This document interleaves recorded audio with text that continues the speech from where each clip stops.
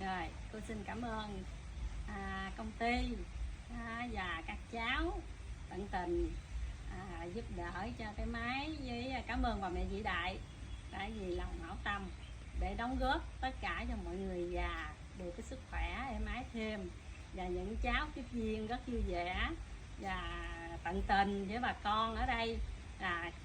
Trước hết xin chúc mừng công ty mình càng ngày càng phát đạt và những tuổi trẻ tấn công lên những cái nền tảng văn hóa cho đất nước nhiều hơn, bổ nhiệm cho người già được sức khỏe tăng cao thêm hơn. Rồi cảm ơn nhà tài trợ và cảm ơn nhà sản xuất nhiều. Chúc phúc.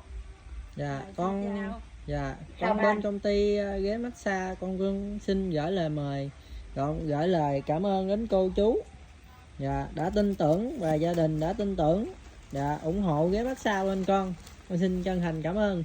Rồi, cảm ơn con. Tạm biệt. Chúc phúc.